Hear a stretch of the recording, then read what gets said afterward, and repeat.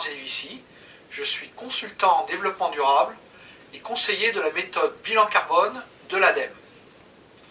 Je vous propose un extrait de la formation sur le développement durable destinée au personnel mobile tels que les commerciaux, les techniciens de maintenance ou les chauffeurs-livreurs. Cette formation est destinée à les sensibiliser aux questions du développement durable, des énergies fossiles, des énergies renouvelables, des gaz à effet de serre, du réchauffement climatique, et leur donner la possibilité d'adopter des attitudes leur permettant de réaliser des économies d'énergie et financières.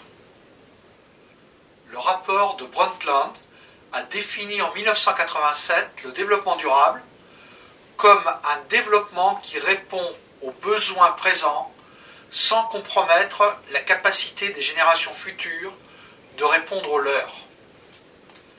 Déjà en 1909, le président des États-Unis, Theodore Roosevelt, disait « Si nous, de cette génération, détruisons les ressources qui seront nécessaires à nos enfants, si nous réduisons la capacité de notre terre à soutenir une population, nous diminuons le niveau de vie. Nous enlevons même le droit à la vie des générations futures sur ce continent. » Quand on dit durable, on pense à l'avenir. Or, c'est aujourd'hui qu'il faut prendre en compte les conséquences de la détérioration de notre environnement et les premières alertes du réchauffement climatique. Une action précoce sera infiniment moins coûteuse que le laisser-faire.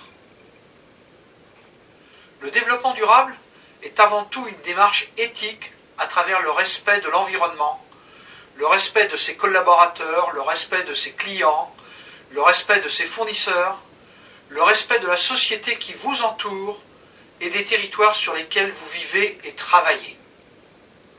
La population mondiale a doublé entre les années 1960 et 2000. Elle est passée de 3 à 6 milliards d'habitants. On prévoit une population d'environ 9 milliards en 2050. Les ressources énergétiques que nous utilisons aujourd'hui proviennent à 85% des énergies fossiles, telles le pétrole, le gaz ou le charbon, qui sont appelés à disparaître à plus ou moins long terme.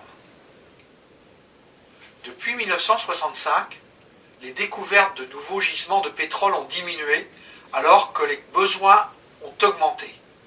Ce qui signifie qu'aujourd'hui, nous consommons plus de pétrole que nous n'en découvrons. Il faut donc réduire la consommation de manière significative. Adapter nos modes de fonctionnement à cette réalité, exploiter les gisements des énergies renouvelables. Parmi les énergies renouvelables, on peut citer le solaire, l'éolien, l'hydraulique, la géothermie, le bois, les déchets et les agrocarburants, à condition que ce ne soit pas aux dépens de la nourriture des populations pauvres. Les hommes sont en train de changer le climat. Quelles en sont les causes et les conséquences? Le GIEC, groupe d'experts intergouvernemental sur l'évolution du climat, affirme que la probabilité que le réchauffement climatique depuis 1950 soit d'origine humaine est de plus de 90%. La cause la plus probable de ce réchauffement serait l'augmentation dans l'atmosphère des gaz à effet de serre résultant de l'activité humaine. Les principaux gaz à effet de serre sont la vapeur d'eau, le dioxyde de carbone, appelé CO2, le méthane, le protoxyde d'azote, les halocarbures, etc., etc. Le gaz à effet de serre qui nous concerne plus particulièrement est le CO2. Le gaz carbonique d'origine humaine est responsable d'un peu plus de 50% de l'effet de serre additionnel causé par l'homme.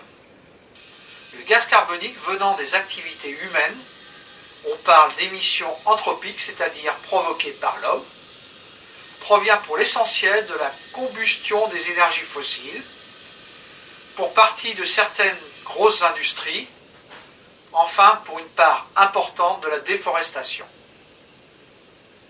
Quels sont les risques dus au changement climatique? On peut citer la fonte des glaciers, la montée des eaux, une augmentation des précipitations aux latitudes élevées et une diminution dans les zones tropicales.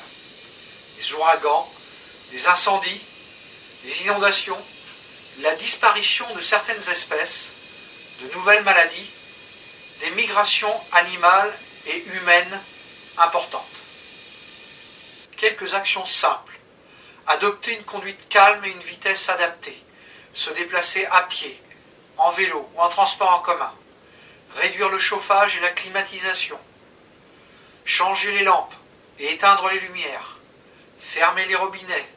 Faire le tri des déchets. Manger des produits de saison. Éteindre son poste de travail. Imprimer en recto verso. En mode brouillon, en noir et blanc. Veillez au recyclage et à la réutilisation de vos produits en fin de vie. Les transports deviennent de plus en plus coûteux avec la hausse du prix du carburant. La contribution des transports aux émissions de CO2 ne cesse d'augmenter. Elle est de l'ordre de 30%. L'éco-conduite permet de réduire les consommations et les risques, notamment par deux aspects. Le premier, le style de conduite, en agissant sur l'anticipation, l'accélération, le freinage, le passage des vitesses, le contour, la climatisation, le régulateur de vitesse, le chargement du véhicule, l'aérodynamisme, le ralenti.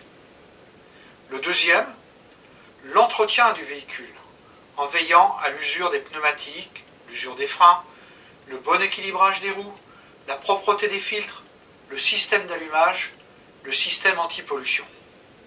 Pour l'entreprise, une meilleure formation des conducteurs et une meilleure organisation des déplacements constituent un moyen efficace de réduire les consommations de carburant et son impact sur l'environnement, mais aussi de réduire les risques liés à la route et d'améliorer la qualité de vie des salariés et des riverains.